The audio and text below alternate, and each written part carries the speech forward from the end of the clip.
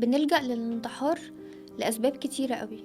منها من ضمن الرسائل اللي بعتت لي قصص حب فشلت، قصص حب كنا خارجين منها وحاسين ان الدنيا اسودت وان ده اخر حاجة وان احنا مش هنلاقي حد تاني نحبه بالطريقة دي، مش هنلاقي الشخص ده تاني بمواصفاته. بنفتكر ذكرياتنا الحلوة معاه، فبيكون النتيجة والنهاية ان احنا خلاص قافلين على نفسنا، مش عايزين حد تاني يخش حياتنا، وحياتنا بتسود بعدها فبنلجأ للانتحار.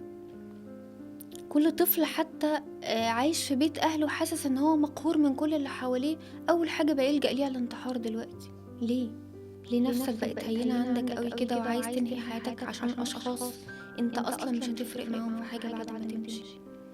ايه حجم الابتلاءات اللي جاتلك ما جاتش لغيرك قبل كده عشان تبقى انت أول واحد تهرب منها وتبقى عايز تنتحر؟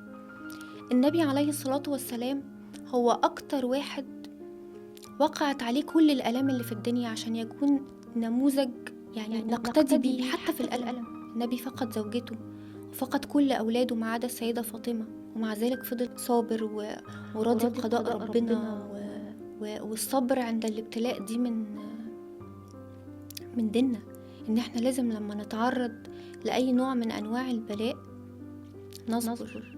انت مش أول واحد هيقع عليك الألم والوجع، مش أول واحد تتوجع، مش أول واحد حياتك تسود قدامك. في ناس كتيرة قوي اختارت الطريق السهل ان هي تمشي وتسيب الناس وتنتحر، وده مش حل. والنتيجة كانت ان اي حد، انا بس عايزة هقول لكم معلومة صغيرة. ايام النبي عليه الصلاة والسلام كان في حد انتحر، وكان رد فعل النبي ساعتها ان هو مصلاش عليه. فمعنى ذلك الفعل ده لا هيرضي ربنا ولا هيرضي رسول ولا يرضي اي حد، ولا هيخليك راضي عن نفسك لا دنيا ولا آخرة.